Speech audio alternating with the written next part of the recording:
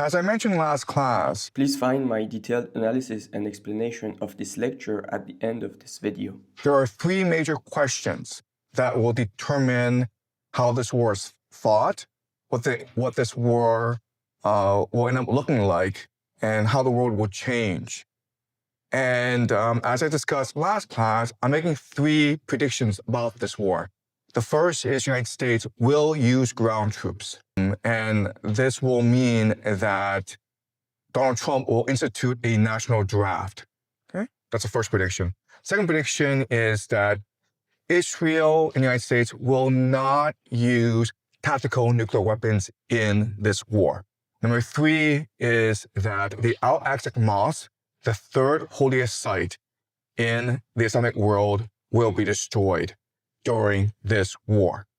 Okay, so last class, I explained my analysis and my reasoning for my first two predictions. Today, I'll explain my third prediction.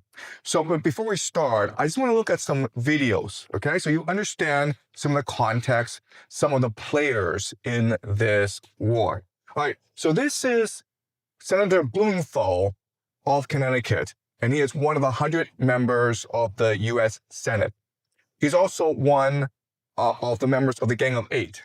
Now, when you are fighting a war, the White House has responsibility to report its objectives, its purpose, how the war is progressing to 8 members of Congress in a confidential setting, okay?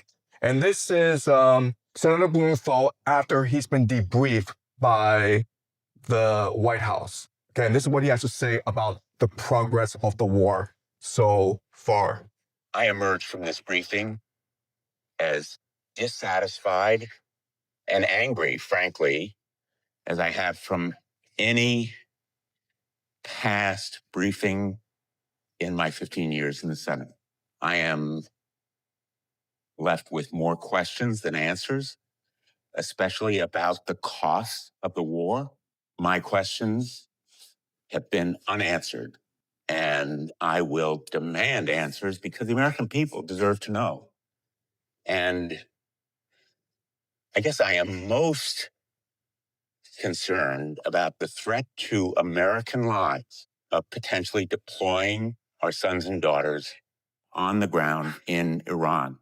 We seem to be on a path toward deploying American troops on the ground in Iran to accomplish any of the potential objectives here. And there is also, as disturbingly as anything else, the specter of active Russian aid to Iran, putting in danger American lives. Right. So 3 things to take away from his talk with reporters, okay? The first thing is the administration, Donald Trump, the White House, has not articulated a budget. How much will this war cost? Which means that this is an open-ended war. We don't know when this war will end, and so we don't know what the commitment is, and so we don't know how much this war will cost, okay? That's the first point he makes. The second point he makes is we are on a path towards the deployment of ground troops in Iran, okay? And that basically means a national draft. And the third thing that's crucial is he says that they know for a fact that Russia is already involved in this war, aiding Iran, okay? So that's the 3 main takeaways from, so this is the foreign minister of Iran, Agachi, talking to NBC News, all right?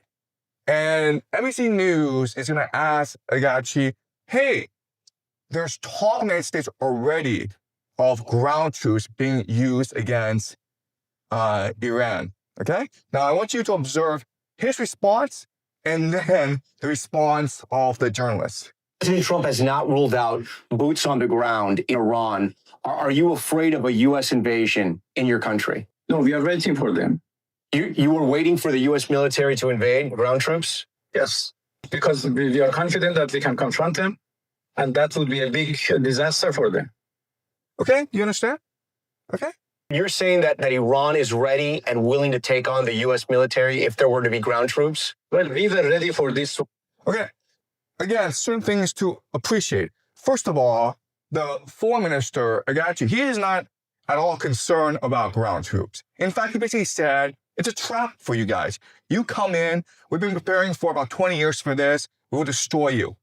Another thing that you will notice is the journalist is completely surprised by the answer. He's shocked into silence. He has to ask again, wait, are you saying you're ready for ground troops?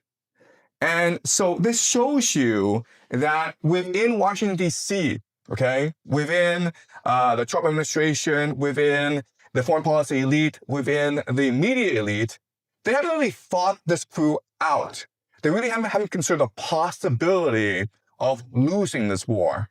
Washington, D.C. right now, it's a bubble, okay? It's an insular bubble where everyone just believes the same things. And that's very problematic if you are to continue fighting this war, okay? So this video is really interesting because it shows us that the Iranian government is absolutely not afraid of a U.S. invasion in the Iranian territory, and they are instead waiting for them to come. And this can seem a bit strange at the first glance, but when you look at the map of Iran, you understand why we say that Iran is a mountain fortress. So you should have a map of Iran with the mountains and some arrows that I have drawn to explain you how complicated it is to invade Iran. So first of all, you have the Strait of Hormuz, which is at the south of Iran, just to the left of the red arrow, and which is the heart of the recent problem with Iran, because they they stopped the traffic of oil tankers in the Strait of Hormuz, which is causing a lot of international problems. And so look at the map of Iran. If you want to invade Iran, what are the US possibilities? First of all, you have the green arrow at the top left of the Iranian territory, which in this territory you have some minorities, Kurdish minorities. They could be bribed by US government to start an invasion of the Iranian territory, which is pretty unlikely, because if you look at the mountains, you see that this territory is really hard to establish some soldiers here, because it would end up in a guerrilla warfare, and it will end up like Vietnam. So this is kind of suicide.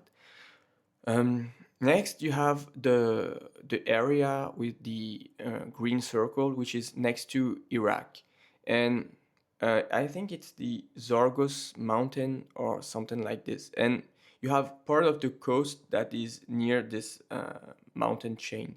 The thing is, there you already some wars were fought in this area, especially against Iraq. And well, when you fight something in this area, you end up just in a guerrilla warfare, and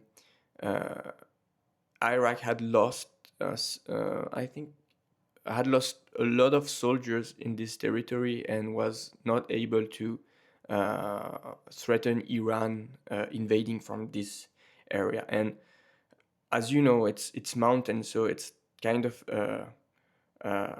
a really powerful barrier, and which is protecting the Iranian territory. And especially if you look at the frontiers, you see that Iran is the Iranian country is just a big fortress, because all over the frontiers you have some mountains, and the frontiers have been drawn because of those mountains, and it allowed the Iranian people to defend their country. And so if you look at the most the area with the easiest way to invade Iran would be from the southeast, the red arrow, and maybe the blue arrow. In this region, you don't have many, you have less mountains, and it's a bit easier to establish a US base or US militaries in this country. But the thing is, this part of Iran is the inhabitant of those areas are the Baluch. It's some kind of people related to some cartels, and even the Iranian police and Iranian army, they don't go that much in those areas, and those inhabitants, they don't want any problems in this area because they are growing crops of opium, and they heavily rely on the opium trades, and they are heavily armed, so they have guns and all sort of heavy weapons, and they don't want any disturbance in this area. And if it would happen that some US soldiers would start a base here, they would have to face the anger of those inhabitants, and those inhabitants will not be happy with the US soldiers' presence, and they will fight them, turning into a guerrilla warfare. And if to those inhabitants you add the Iranian army, this could possibly be transformed in a nightmare for the US soldiers. So in the next videos, we will study a bit more in details the Israeli, the strategy of Israel about all of this war.